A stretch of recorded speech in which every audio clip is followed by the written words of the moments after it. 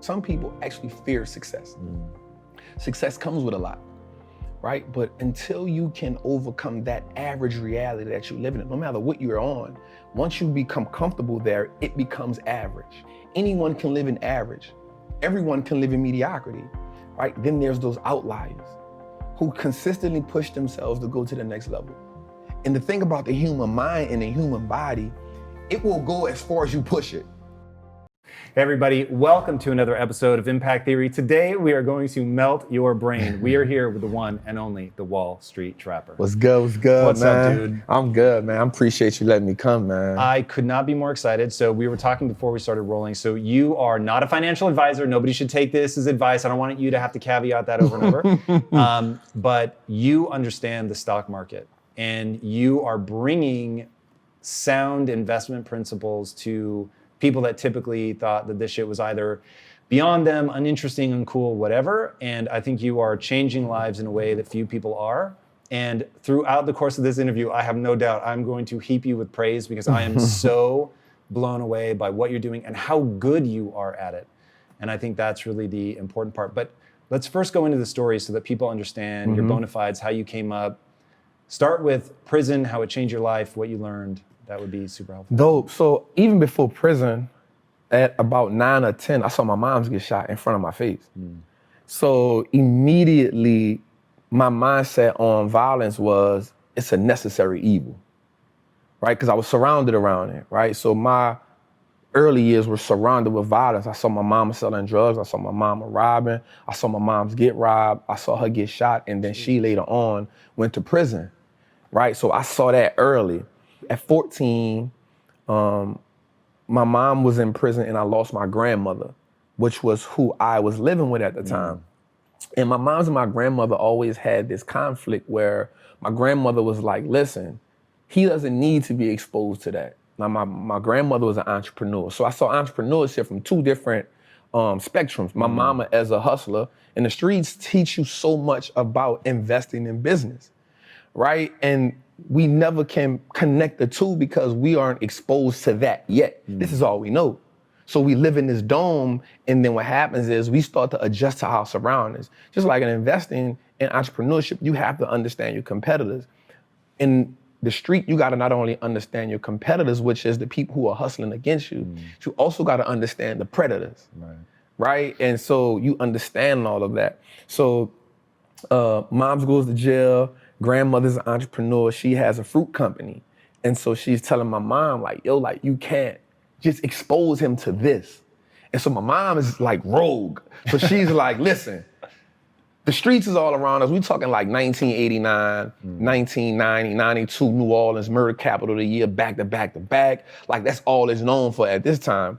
And my mom says, listen, he has to know this.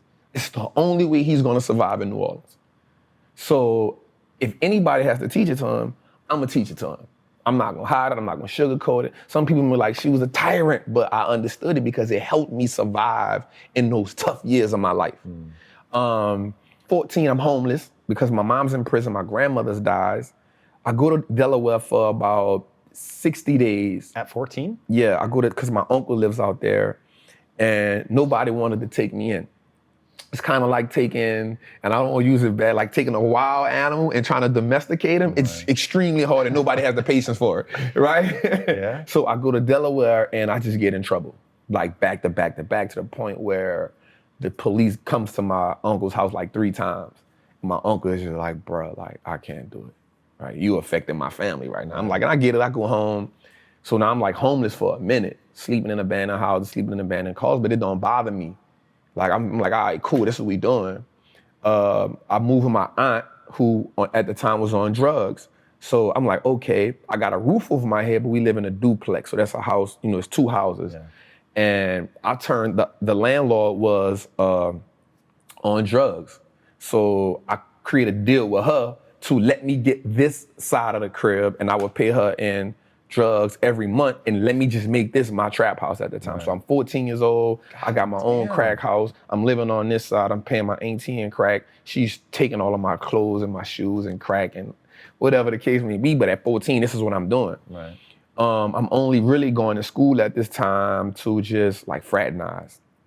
Wasn't really tripping on learning, but I was kind of smart. Like I'm still passing, but school was just a way for me to not be on the street all day, every day. I wound up saying, you know what, this makes no sense for me. What did you think about learning at that point? Just survival.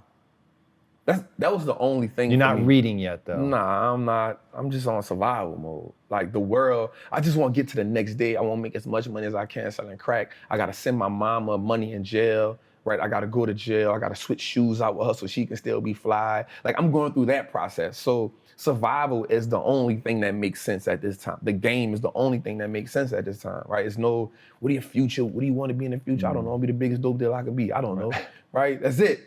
So I go to prison at 16 for attempt murder on robbery. Tried it as an adult. Yep, tried as an adult. So I got robbed. I got set up. The female I was dealing with at the time, and that's part of the game. So I was just too open with her in a situation, and it happened. So I wound up getting set up. A dude kicks in the door, put a Mac 11 in my face, and he was like, "Yo, like give it here." So me, I'm like, "Man, I don't got nothing." He was like, "You playing me?" So he cock it back, and I guess she don't want to see me get killed. Because in my mind, I'm like, "Yo, I ain't gonna let you just rob me like this, because there's no mask on in the streets." It's the difference between robbing me and jacking me. Robbing me is when you still have a mask on. Jacking me is when you have no mask on, and you like, "Yo, you know who I am. Get it in blood. Come see me." He had no mask? Nah, so that's a bold statement in the streets, right? So I'm like, "Man, I don't got nothing, bro." So she wanted to be like, "Yo, give it to him. It's right here." So she tell him where it's at or whatever. And so I figure out who he is. The streets always tell you who he is. So I went to prison for shooting him 6 times. Oh, God. Yeah, so I went to prison for attempt murder on So robbery. not in that moment, you basically find him. No, I find him. Yeah, not late. Maybe like 3 days later, 3-4 days later. So at 16, I go to prison for attempt murder on robbery. I could have got more, but my auntie at the time knew the judge. And, you know, she kind of like told him my story. The crazy thing is I met him about 3 years ago.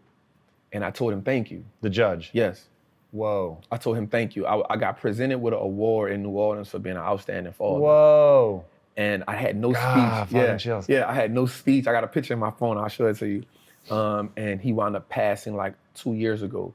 But I got that moment because in that moment when he gave me the 10 years, he said, "I'm saving your life, young man." By getting you off the street. By giving you these 10 years. Because they could have given me 25, 30, again, attempt murder on robbery with the dude coming to court. Doesn't matter that we was in the streets or not, right? All they know is he got shot, right? So I couldn't even say, "Yo, he robbed me out of some drugs," and like, the hell? It's not gonna go for it. It's not gonna go for it, right? So I saw him and he was like, maybe 2020, right before the pandemic, matter of fact, and I told him, thank you, because that changed my life. But in prison, I had a fight with 2 of my homies in prison. We fight for like 4 hours. Jesus. Back to back. I'm just fighting one after another one. Like we just fighting. And I go to solitary confinement. And at this time, all these parish prisons is considered like one of the worst parish prisons in the United States of America, right? And I go to the cell and I meet this white guy. That was the turning point of my life. I get in the cell with him and I'm frustrated, like I'm kind of bust up. And he sees me and I guess he's in awe of the idea of so many Black people are in this position. He says something to me, he says, "Man, y'all playing the wrong game." And so in my mind, like I'm frustrated, I'm like, "Man, what the fuck are you talking about?" Like, bro, like don't make me whoop your ass in here right now. Like, he's like, no. He's like, "Listen, bro, I don't mean no harm, no disrespect, but y'all, like, why?" So I guess he's like perplexed by this whole dynamic of all of these Black men in here. And I'm like, "Man, what are you talking about, man? Like, this ain't no game. Like, this real." And so he says something. He said, "That's the problem. Like, y'all don't even know it's a game." Fuck. And so when he told me that, I'm like it's something about when you mad and you in the moment, but like something, when it makes sense, it hits you like a ton of bricks. So I'm like, "What?" He was like, "Man, listen, man, there's a game that's being played and you're playing a game that you can't win." for a minute, I just started thinking about the people who I knew that was in the streets. Everybody lost. Everybody suffered the same fate. There was nobody in the street that I knew at 16 that won. Everybody I knew had either been to prison, been shot, got killed, their father, like everybody suffered the same fate. So my rebuttal to him is this: well, if it's such of a game and you know the rules, why are you in here with me? It's a good question. Right? He says, I'm in here, $2.8 million embezzlement. I paid $800,000 restitution. I kept $2 million. Have you ever seen $2 million? I'm like, man, get the fuck out of here. You fucking lying. So one thing about prison and in jail, you can show your paperwork. Like, you can lie all you want, but your paperwork tells me. So I said, let me see your paperwork then. So in New Orleans, I had a red band. So a red band means attempt murder, armed robbery, kidnapping, carjacking, violent offense. He has on a red and white band at the time. The red and white band means you're in federal custody. And it's crazy because in prison or in jail, like, if you get a federal band, it's like a hierarchy. It's like, you know something that we don't know, you next level, right? So he showed me his paperwork and it's right there in black and white. And immediately he got my attention. Because the red and white band makes me respect you at a different level at 16, but then when I see it in your paperwork, I had never seen $2.8 million written down nowhere. Right, so that changes my idea, like, damn. So tell me, how do I do what you do? So how do I do that? And he was like, nah, it's not even about that. So he tells me the first three things was, he said, listen, man, wealthy people do three things, man. They stop trading time for money. They make their money work for them. And they give as much value to people as they can. I want to stop you there for a second. I know where you're going with this. We're going to go there. But one thing I love about your fucking story, dude, you don't say one thing that white people do is one thing that wealthy people. Getting people to see that, to me, that's the game, is recognizing that this isn't, it doesn't break along racial lines the way people think it does. And my time working in the inner city showed me this is not about that. But this is about class, for sure, and getting people to understand that they can move between classes. That's the fucking game. Sorry, I just had to say that's so important to me. Shift. There is a shift, but there's the exposure part. So like just coming up in the streets, you only see the game from the lowest level. And you look at everybody else in part admiration and part like jealousy. Because you see it and you're like, damn, I'll never get there. Right? And so the only way that I think I can get that is through sports or hustling. That's it. That's the only, or rapping. Those are the only three options that you have. And so you make a decision on which way you want to go, right? And so you look at it from like, damn. And so me, I'm at the time like, man, I can't rap. Damn sure I can't play sports. So hustling is what I got. You limit yourself and nobody comes along and teaches you anything different. So give them those three things again that wealthy people do. So he said, wealthy people stop trading time for money. They start making their money work for them and they give value to, as much value to people as they can. The caveat, I mean, we got a little deeper into that. He said, the reason why you give people so much value is because if you give them so much value, they'll never leave you and they'll always be there for you. And you will never need for anything as long as you give value to people. And so I learned that as I got older. That part really didn't make sense to me at the time, but the money working for you part, and I was like, how do you make your money work for you? Again, all I know is how to go get money. That's all I know. So later on in that, he says wealthy people do three things. So we in a cell for about 45 days. So all of his conversations, now that you said, it never was black or white. Every conversation with him about money and transition was always wealthy people do. It wasn't white people do, it wasn't black people, it was always wealthy people do this. Right. Wealthy people do this. And I was like, damn, and now that you said that, this now makes sense to me again. So he says, wealthy people, first they get into stocks, then they start a business, and then they get real estate. So when people ask me, how did I get into stocks? It's because I followed that rule. I was like, first, if he would have said real estate, business, I would have been the real estate trap. But he said stocks first, and I was like, damn. And so I just, my rest of my time in prison, I wanted to be that. I wanted to be a part of that wealthy conversation. So in prison, it's easy to get, I took my time, I researched the Warren Buffetts and the Peter Lynch's, and I'm not gonna lie, in the beginning, that shit was like Chinese to me. Right? This is a foreign language. And so what happened to me was it started reminding me of being in the streets. everything about it. And I heard this term one time that said, the real gangsters are on Wall Street. The real gangsters are in the government. And I was like, damn. And so once I started getting into the stock market. I want to fuck with that idea for a second. I'm thinking through this in real time, so forgive me if I'm super clumsy. Good. But this is one of the things about you that I think is so interesting. When I hear, so I'm good at making money. Mm-hmm. I'm not good at investing money. Mm-hmm. So when I hear you talk about stocks, you make it sound fucking edgy and cool and makes me want to like learn about it and get into it. And there is this idea of making something cool that I think people try to wash it away. But when you think about the phrase, the real gangsters are in Wall Street, hopefully it helps people break through some idea of like, oh, well, they were born into that and that's why they have it. That isn't true. They were taught something, which they happen to be taught because they were born into it. But once you latch onto they were born into it, you think, then it's not for me. Once you realize, no, it doesn't matter how or why they got taught. They got taught. And that's what allows them to move like a gangster. To give that word there is definitely some negativity and there are people in the financial system that really are like fucking gangsters and they're fucking sinister. But if people can let go of that idea, not everybody with money is sinister and getting money doesn't make you sinister. And that's why one thing that I think is important, and I know we talked about before we started rolling, you're a little bit conflicted, how much do I show my growing wealth? And I think that I normally hate when people flex, and I won't say that I never flex, but I never go out of my way to flex. But it's important for people to see that you, by living the way that you live, you don't just get to talk cool, you actually live in a different way, which is really fucking interesting. Anyway, so the real gangsters are on Wall Street. Yes. I love that. And what happens is, and just let me say this right quick, the reason why people think wealthy people or people with money are sinister is because that's what you kind of taught in the hood. Like you kind of taught like the people who really have money, like they did some wicked shit to get it.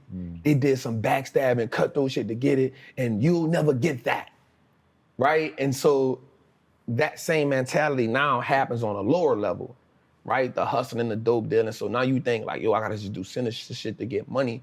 And then the people who are successful in the drug game, they're looking at the people at the top like, damn, I wanna be that. But the people at the bottom will never get a taste of that.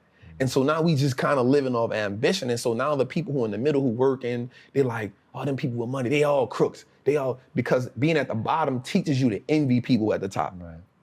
It just happens. It's something that brews down there, right? It's kind of like when you cook. I don't know if you had gumbo before, right? But it's kind of when you cook food, right?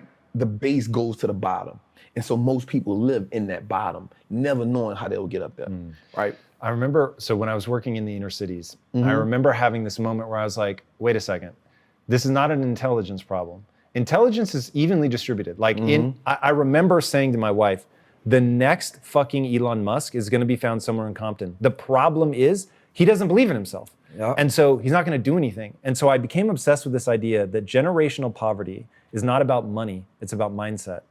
Now, it will manifest as money, but it is that, so I remember I had one kid come to me and I was the first person that told him, you can be successful. Like, what the fuck? Why do you not think you can be successful? It didn't even make sense to me. And he was like, well, my mom always told me that the world didn't want to see people that look like me succeed. And I was like, I'm sorry, what? I'm like, even if your mom had good intentions, that is the worst fucking advice ever, because if you think you can't be successful, that will govern the way that you move, right? So Kobe Bryant, people that have listened to me for a while have heard this quote 1,000 times, but boos don't block dunks. The world can hate you all they want, but if you're good enough, think about this. The best basketball players in the world were paid millions of dollars to stop Kobe Bryant from scoring, and the motherfucker scored 81 points in a single game. 81 points. When you've got 5 people paid millions of dollars actively trying to stop you, and they can't because you've gotten that good. That to me is the game of money. People can not want you to succeed all they want, but if you out-invest them, they can't stop you. They can't stop you. They can't stop you. That's heavy. And so getting people to break through that. So that was the first time I realized, whoa, wait a second. We've got people thinking in a way that governs their behavior such that, and now I'm gonna quote you, which I had never heard this before, but this scares the shit out of me. If you wanna hide something from a black person, put it in a book. Fuck! So That's heinous in ways I can't even explain. And I'll say that it really, again, doesn't break along racial lines. It breaks along economic lines. So if people are not encouraging you to read, you're not going to read. It's fucking hard in the beginning. It feels like you're learning Chinese. How did you break through that? So there's a few things where we can get into that. So there's this economic thread that weaves itself through the hood. And one of the things we do gotta understand is that there has been intentionality when it comes to preventing Black culture from thriving economically. So we look at like Black Wall Street, we look at Durham, North Carolina, we look at Rosewood. Every time an affluent Black neighborhood gets in that level where like, yo, we about to do it, and they set the tone for the rest of them, that get bombed, it get pillaged, that happens. And so now that becomes discouraging, right? It's like, yo, like every time we try, yo, like, fuck, man, right? And so now what happens with that is that mindset gets impregnated in the next generation for fear of survival, right? Like, yo, don't try to become this as a collective because they're gonna bomb this, and I don't wanna see you dead, so we'll low-level think. Now, that is intentional. What happens is now, no one now believes that it's possible. Once you keep passing that down, you start accepting the lower level. And then there's a few of us or a few people who say, nah, I'm an outlier, yo, like, I'm about to go for it. And then whatever happens, I'm with that shit. You feel me? So for me, again, one of the greatest things that happened to me was my mother telling me like, the world is raw and you gotta get this shit how you live. But I also saw my grandmother be a legal entrepreneur. So I saw it from both worlds. The greatest thing that ever happened to me was going to prison. Because I was able to sit down and mature in that environment. Whereas had I been in the world, I'm not saying I wouldn't still be this, but the path would have been completely different. Right. Did you do all 10 years? I did 8 years and 9 months. God damn. 85% of it. And so had I still been on the street, I would have now been struggling with survival. One of the things that happens often in the culture of Black people is survival mode. You never get a chance to play offense. You're always on defense. One, because of mindset, because you don't see it. Again, the dope dealer and the rapper, everybody who's working is struggling. And so you never want to be that. You never want to be that. You're like, damn, like, why is everybody struggling? I need to do something different. So while I'm in prison, I pick up a habit of reading. That was the game changer for me. On the streets, I never had the opportunity to just sit down and read because I'm always trying to survive. In prison, there was no longer a survivor mode there. When we look at it from, when we break everything down, That's fucking fascinating. we break everything down and we look at it from a skeleton. I have a roof over my head. I have a bed. It's not the most comfortable bed. I have a bed. I get 3 meals a day. Whether I like it or not, I have the essentials. Right. I started hustling in prison. So I was working in the laundry. And so your clothes don't really get clean. So I found a hustle like, yo, I'll wash your clothes when we do it, but it's $5 or $25 a month. So that gave me a whole another set of money. And then I started being like a numbers dude. How Vegas have the numbers, the betting. I became a numbers guy. So I used to use self-taught. That's it, self-taught. I used to get the USA Today. I used to look at this guy, Danny Sheridan. He used to put out the line. And then I would take his numbers and put those numbers on my ticket. And my ticket was called Braveheart. So now I did college football, NFL football, and laundry. I had a whole thing going. Now check this out. There's 5 units in prison. I had people in each unit selling tickets for me, as in distributors. So the streets was the same in there, right? And so in each unit, there's 6, 8 domes. So one person was responsible, and he had runners, and everybody worked for me. And so that's how I survived. But I had time now to just sit down and read. And I would read one. My first book ever reading was Sister Soldier, Coldest Winter Ever. Changed. I was like, damn, this is dope. So I went through the Reading the Hood classics, and then I jumped into like, let me understand. Is Sister Soldier like the hip hop artist? Yeah, she had a book, The Coldest Winter Ever. Shit. Phenomenal book. I read it, and I was like, damn, like this shit is dope. So I went through a phase where I was reading like the hood books, and then I was like, man, I lived this shit already. No matter how many times you tell a hood story, it's still the same. Right. I've lived this shit for real. I don't keep need to read this. And so I used to get up in the mornings and watch CNBC. So mind you, people in prison, they love to watch The Young and the Restless. And so I would have to get up before them to watch like Squawk Box, Jim Cramer. And I'd be like, damn, these motherfuckers making all this money and they not risking their life. Something gotta change for me. Like something gotta change. And so I just started listening to them every day and I started comparing it to the streets. A good business is just like a good hustler. A good business has great product. They have great clientele. A great hustler has a great product. He has consistent clientele. A good business on the stock market has what's called a moat, a competitive edge that keeps his competitors away. A good hustler on the street is gonna have that competitive edge where they be like, nah, yo, I ain't rocking with you. I'm gonna just wait till Trap come back, right? So there's the competitive edge. A good business has a good branding moat, meaning my name is good, right? So a good hustler on the street, yo, Trap got that blue magic. I'm good on you. Like if I can't get Trap, I'm gonna just go Trap. But Trap got that blue magic, that's what I'm rocking with. Branding mode, right? That's it. A great business on the stock market has more assets, more liquidity than debt.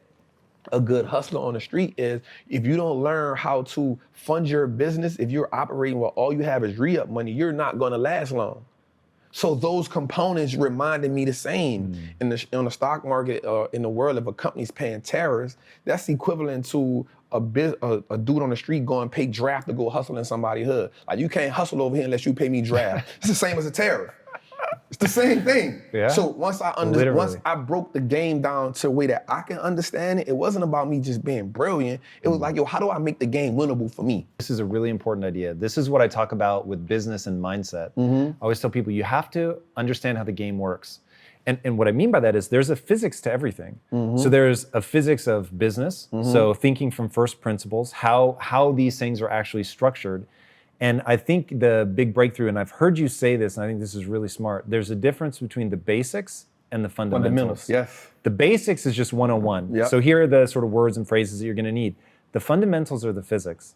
This is how it works. And once you know how something works, then you can get good at it. But if you, and I really think the vast majority of humanity, and I don't care what class you're in, the vast majority of humanity does not understand how the world works. Yep. Therefore, they are at the mercy of the world, and the people that figure out how it works can change things. You know, I mean, we'd use a negative word, say manipulate, but it really isn't that. Like, this is power. Close your eyes, imagine a world better than this one. Open your eyes, get the skills to make that world come true, and go actually make it come true. That's fucking power. Yeah. Imagine being able to close your eyes, imagine something, open your eyes, and actually be able to create it. That's fucking power. So whether that's to change, you know, people growing up in the inner cities, whether that's to create generational wealth in your own family, whether that's to learn architecture and build a bridge or a house, whatever. Like, that is the point. But to be able to do that, you have to understand how things work. And like, yeah, that is to me what is so powerful about you. You understand a game that a lot of people that are disenfranchised understand, the streets. And you're saying, motherfuckers, this is just physics. Let me show you the correlate over here. It's all the same shit. It's the same. That's it. And so that's important for me, the understanding the basics and the fundamentals. Like once you start understanding the fundamentals, you give yourself power because you now understand, like you said, you see how the machine works, right? And so most people look at the machine and marvel and say most people look at the stock market, 98% of the people who I know look at the stock market and say, yo, that's not a game I can play. I'm staying away from it. And so the way it's set up is, the world is set up, well, listen, cool, I don't even want you to play it. Just give me your money, I'll play it for you. Right. So when we look at like banks, like we understand that banks don't necessarily work in our favor, right? So banks only give us 0.05% interest on the money we have there. Well, we can get 8% just by putting our money in an index fund. So why would I just sit my money in a bank and let the bank make all the money? Because all they're gonna do is invest the money for you. So they now operating as the plug. They operate now as the man who, I'm gonna front you this, I'm gonna make my money, I'm gonna take the cut, I'm gonna give you just enough to keep coming back. I'm gonna go to the plug. Who is the plug? The stock market. right? And so once I understood the fundamentals of like, the most important thing too is we don't understand how money works. That's a whole different language in its own. The relationship with money in my community is you make money just enough to pay bills. And so once you get tired of paying bills, you say, you know what? I need to treat myself to something, right? No matter if I gotta go in debt, no matter if I need to treat myself to something to take this misery away. So you treat yourself to something that you can't afford at the time, right? But it makes you feel good in the moment. And so because it makes you feel good, you say, you know what? I'm living. This is a reprieve from everyday struggle. Let me get back on the hamster wheel. And so the sacrifice now becomes hard because now you're saying, I gotta work, and never get that reprieve. I'm not willing to do that, right? And so that's the mindset comes in and say, everybody around me had the same problem. No one represented the solution. So if I don't change something, I'm only gonna end up like everybody else I know. Somebody has the solution somewhere. There's too many people out here living the life of their dreams that I'm watching. They know something I don't know. And the only thing that they had was access to a different type of information. So once I went and got the information, I now wanted to sing from the mountaintop, like, yo, look at this dope thing I found. Everybody can be a part of it. And then when I showed it to people, they was like, that ain't it, bro. I'm not about to do that. And so I realized how powerful it was for me to, one, become economically like powerful in my mind. Because the thing about investing, especially in stocks, is that piece of ownership of everything that I use now makes me say, well, if I own that Apple, God, I don't care about buying an Apple phone. Right. If I'm gonna wear Levi's and I'm gonna wear Timberlands, if I can own VFC Corp, then I own the stuff that I'm buying. I'm okay with that. Like that subtle shift in my mindset changed everything for me. Because now I was after just owning everything that I consumed. In the beginning, that was my introduction to the game. Let me just own everything I consume and then I'll feel okay. And then one dope thing happened to me. In 2010, this is after I'm home from prison now, right? I'm home from prison. I'm back in the streets hustling. Because even though I have the information, I don't have the money, right? And I'm like, well, shit, I gotta get the money. My door gets kicked in 2010. They get 8 pounds of weed, $10,000. Yeah, by the cops. 8 pounds of weed, $10,000, a 223, a 40 with extended clip and a beam, and 100 X pills. So the cop tells me, you ain't learned your lesson. Like, you ain't learned your lesson. And I was like, damn, that was some dumb shit, right? Like, I got knowledge, I got information, but I still fell victim to the same shit that everybody around me knew.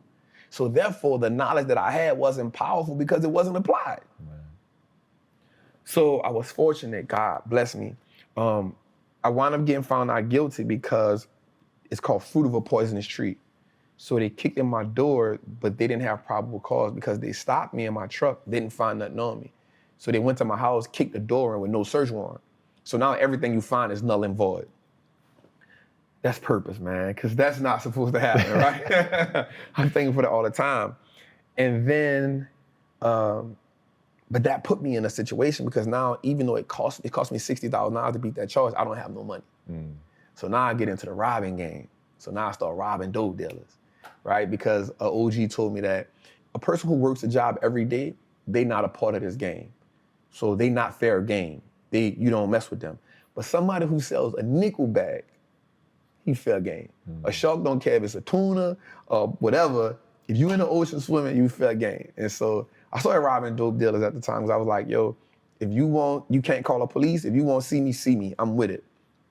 And I got in a situation where I was good at it. Me and my partner, God bless his soul. And then one day I almost got killed. And I go to my partner and I say, bro, I'm out. Like I said, done deal. But when they kicked my door in, something happened.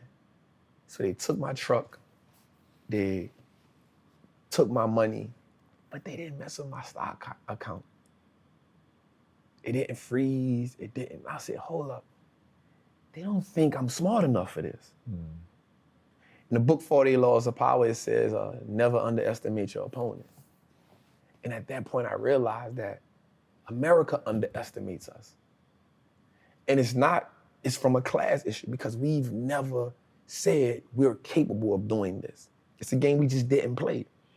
So I said, okay, God, what do you want me to do? All I know how to do is be a hustler. And the voice from 1999 comes in my head and says, you're just playing the wrong game. I said, oh, okay.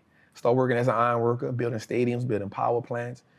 It's crazy because I was making good money, $2,000 a week. That's good money to something. Like, yo, $2,000 a week, yo, that's it. $2,000, $2,500, like it was amazing. I started saving and investing 70% of my money. God damn. I was living bare minimum. I was like, if I'm gonna change, I gotta make like the hard choices. It's hard for people to make sacrifice because you gotta now go against and do without some of the things that gives you that momentary gratification, that simple, that's what keeps you alive. That's what keeps you going. Just to go on vacation one time a year, to get these pair of shoes that may cost me $1,000. I know I can't afford them, but I've worked so hard, I need that just to keep giving me something. And so I was like, okay. And once I started doing it, man, and I started showing my homies in the street that it was a game changer. It changed my life. Are you showing them your portfolio? No, I was showing, I was like, yo, look, I'm about to end. This before Robinhood even existed, right? So I'm on E-Trade at the time. And I'm like, bro, check this out. Man, we go to the club, bro, and we buy bottles, Hennessy. We buy Moet. We buy Louis Vuitton. We buy Fendi. Yo, we can own that. It was like, what? Like, yo, there's a stock called LVMH, Louis Vuitton, Moet, Hennessy. But you can get it on the market as LVMUY because it's in France. And it was like, what? I'm like, man, look. I'm like, listen, bro, we upgrade our iPhones every year. We can own Apple. And so now we own Apple, we own iPod. Bro, we wear Timberlands every day. And so that was like, they got it, but it was like, I see it, but I don't know. And I was like, all right. And so then I had an idea. I said, check this out. We know the end result of being in prison. I've been shot, you've been shot, you've been shot. We've did some shooting, we've all been to jail. Who suffers? Like your kids, your moms, your girl. I said, at least what we gotta do is if we gonna play the game, we gotta at least reward them for us playing the game. I was like, so what we gotta do is invest our money for them. So we making $5,000 a week. If we can do that, if we can make $20,000, but we gotta give them something. If it ain't cash, we gotta at least put something up for them. Because if we gone for 10 years, what they gonna do? We can at least have that for them. And then I was telling one of my partners, I was like, listen, bro, you need to invest the money, because he was making more money than me. I said, what happens when you get knocked off? Because one thing in the street, you know your time is coming. So you live the game until it's your time. You understand that.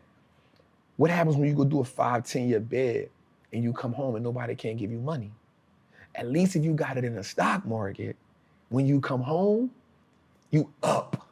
Your money been working for you for 10 years, 5 years. You ain't gotta ask nobody for nothing. You can go up to the re-up, man, with what you got. He was like, damn, that's smart, bro. And so my idea was like, how do we start changing the mindset? And some people might be like, but why would you tell them that? Because what happens is you gotta start somewhere. You gotta make the game winnable in the language that we can understand. And so once you learn English, now you say, you know what, I wanna learn Spanish, I wanna learn French, I wanna learn that, because now you understand the power of words. Right. And so once they started understanding the power of the game, it was like, okay, I can play this game. And so it was powerful for me when my homies in the street started investing their money. That was a game changer for me. When my homies in the street who didn't finish school, who didn't go to college, started telling me, man, I bought some Apple, bruh. I bought some Microsoft, bruh. I bought some Nike, bro, because I'm about to get them new J's. So I'm out, like, that was powerful for me. Yeah. We made the game winnable. Dude, you have a phrase, Wall Street looks like us now. Wall Street looks like us now. There's another phrase you say, but you should like put that same like fucking stamp on it, is I own that. I own that. Because you talk about stocks in a way that sounds so rad, where it's like, you refer to yourself as an owner of the companies. Yes. And the thing is, it actually is true. Like you're not playing a linguistic game. It is true. But people don't think about it like that. But it's so much more powerful than having a cool pair of kicks is to say, I own the company that makes those kicks, or I own the company that makes that phone, or Tim Cook, the CEO of Apple, works for me. I'm a shareholder, right? Yeah. It's really, really powerful. Explain that basic idea of ownership for people that might not quite put it together that stocks really are owning that company. So I actually got that term from Warren Buffett in one of his meetings. I want to say it was the 1995 shareholder meeting, and he said that owning a stock is owning a percentage of a great business. And so once I understood that concept, I understood that the key to wealth is through ownership. Like that was one of the things that made it click, because I studied the wealthy people. Like I studied them. And I was like, damn. Even when you go back to Black Wall Street, O.W. Gurley, the reason why he has the 40 acres and those acreages, one of the things he did was he said, I'm going to sell these pieces to my people so they can have ownership. I was like, damn. When you study Reginald White, one of the first black men to make $1 billion on Wall Street, it was about, he wanted it to have ownership. So I said, the key to building wealth is not how much you can work. You can't work your way to wealth. You got to invest your way there. And all wealthy people, black, white, Asian, Chinese, they own a whole bunch of shit. The people who aren't wealthy is because they don't own nothing. You only have your money sitting in cash. If your money is just sitting in cash, realistically, you're becoming poorer every day. Right, or they own depreciating assets. And that's what cash is. It's a depreciating asset, because the more money they print, the more money that money loses value. Right. So if it's just sitting, it's the reason why the bank wants you to have your money there. So they can take it and use it and invest it so much and be like, hey, it's just sitting, I'm gonna give you 50 cents on whatever you had in there. Right. And so the idea of ownership was, we can just start owning everything that no matter if it's just a stock. Like that's powerful, because if you can start owning the businesses that you now consume every day, you turn a one-time transaction to a lifetime of profit. And that was major for me, because if I go to the store and buy a pair of Nikes, that's a one-time transaction. In order for me to get something from them again, I got to come back and buy another pair of Nikes. But if I own the Nike stock, long as I own it, it's a profitable vehicle for me. So that one-time transaction can become a lifetime of profit if I own that business. If I'm gonna buy Apple, if I know I'm an Apple user, if I know I got the phone, I got the AirPods, I got the MacBook, I got the PC, I excited when Apple's about to drop something, why wouldn't I own it? As much of it as I can, right? Like if I understand that concept, if I know America has one of the biggest trash problems in the world, right? So if I know that Waste Management is a company that's gonna be here forever because we aren't gonna stop throwing things away, why don't I own that company?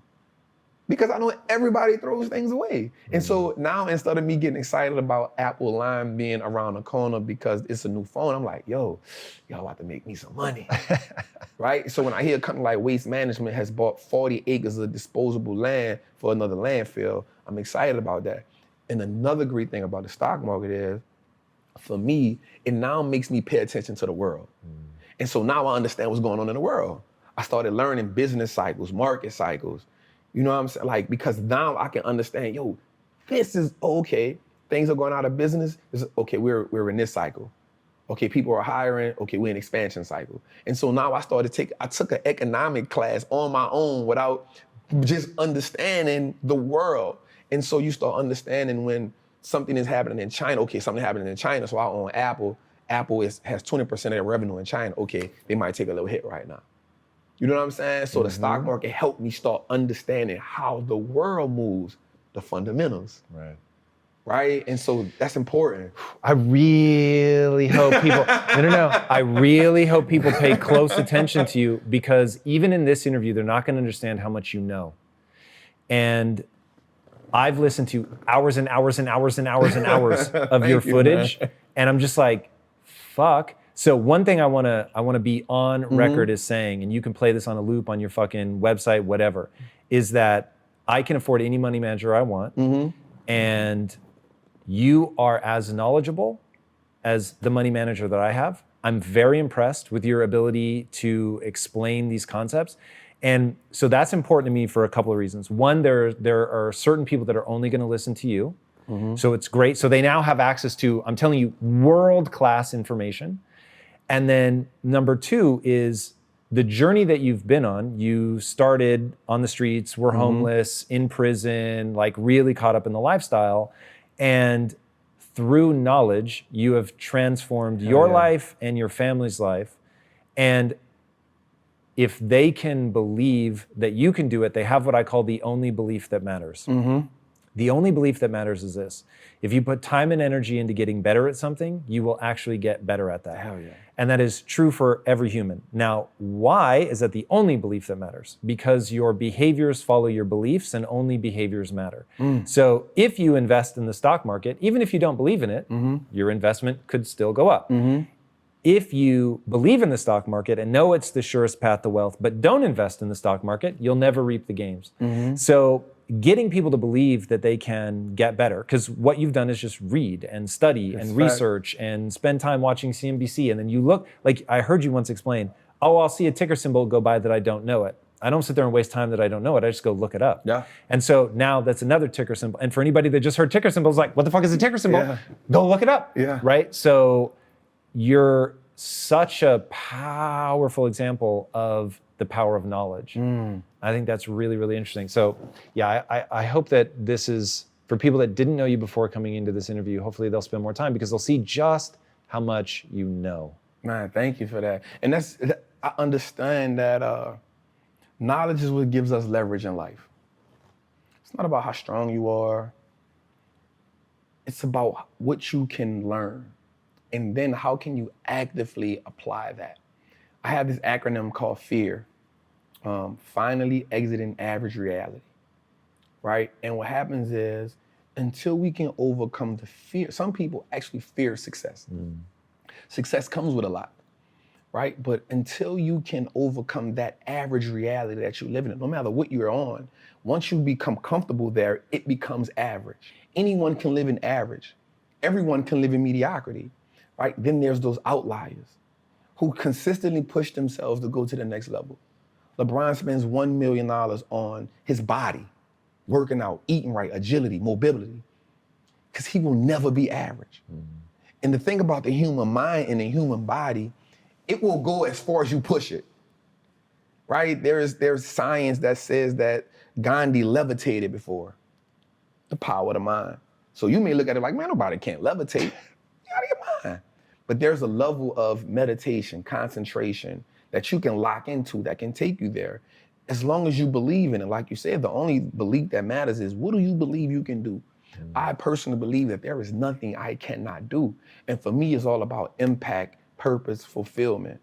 Like, the money is a byproduct of everything else. That isn't my focus. My focus is I have a knowledge and information that I know that can change lives. Not just one life, not just like lives. And so the way that you change lives is by consistently learning, finding new ways to put that information out there, being able to open up, being able to be vulnerable, because people need to connect. People connect to knowledge in the way that they can see two things that help people: imagery and vocabulary. What they see and what they hear, right? So most people won't connect to a certain knowledge because the people who speak it don't relate, and two, can't speak the knowledge in the way that they can eat it. So for me, it's always about, how do I attain as much? It's always a challenge for me. How can I attain as much knowledge as I can? Because I love learning.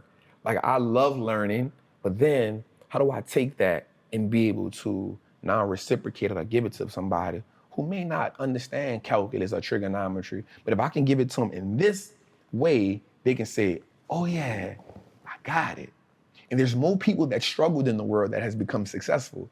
So struggle has to become a language that I struggle. So that's a language I'm great at.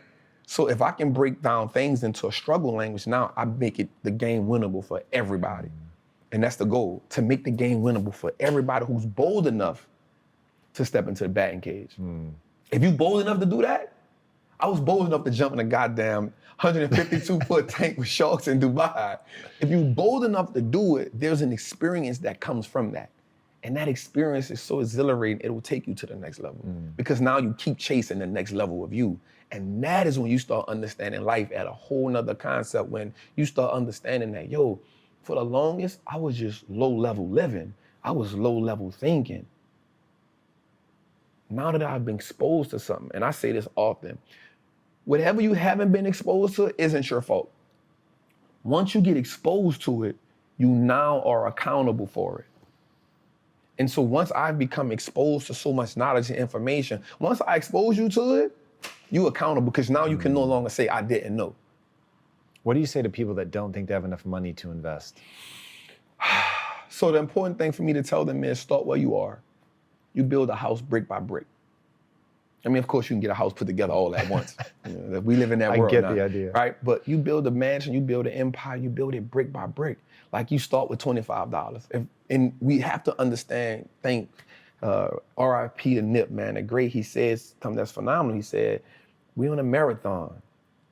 We didn't get into our situation overnight, right? If we look back at our situations, you see you inherited that, whatever it is, that poverty. You inherited that mindset, that idea of scarcity, that idea that you don't have enough money. You inherited that. Building wealth becomes a revolutionary act because now you start saying, I'm gonna go against what I was taught, right? And so I said by starting with $25, if you can do $25 a month, that's cool. If you can do $25 a week, that's cool, because what happens is, once you start understanding the power of how your money works, you'll start saying, yo, I don't need to do that because that's taken away from this. That 25 will now become $50. Guaranteed. That 50 will now become 100 because you're gonna start doing more with less.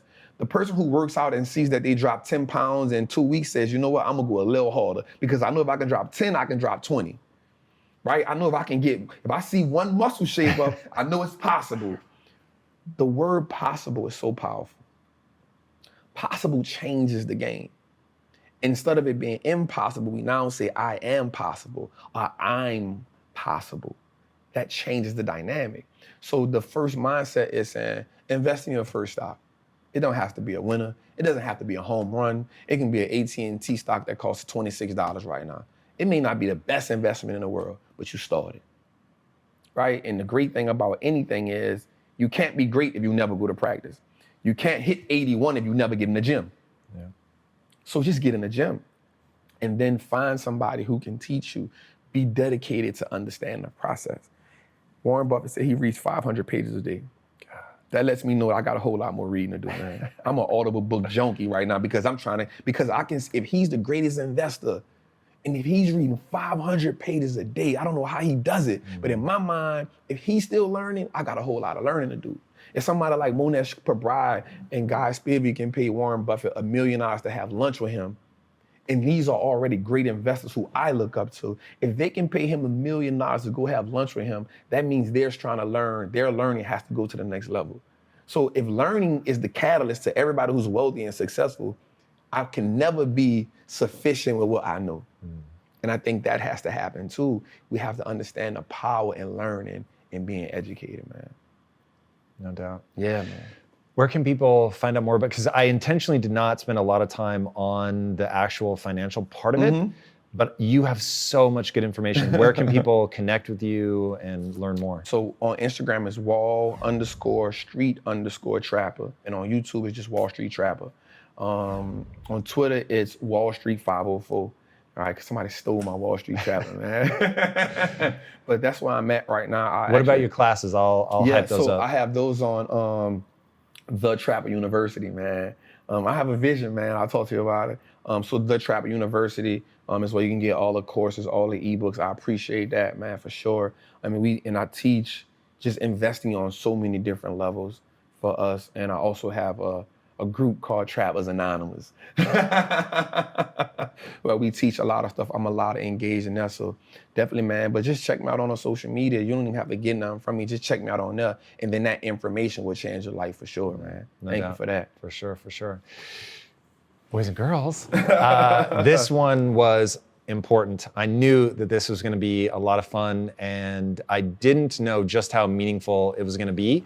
I'm meeting him today for the first time. Obviously, like anybody, I researched the life out of him. But yeah, I would be very surprised if we don't do more. Man, I think what you're doing is the tip of a revolutionary spear. So I hope that you guys follow him.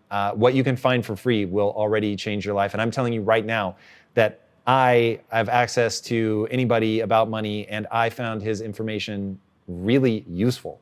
And usability is the highest stamp I can put on something. So I hope that you guys will dive in, make use of the information that he has. It really is, the ability to build wealth is available for anybody that can avoid eating marshmallow for today and can play the long game, as he said. I think that's very wise. Speaking of things that are very wise, if you haven't already, be sure to subscribe. And until next time, my friends, be legendary. Take care. Salute, salute.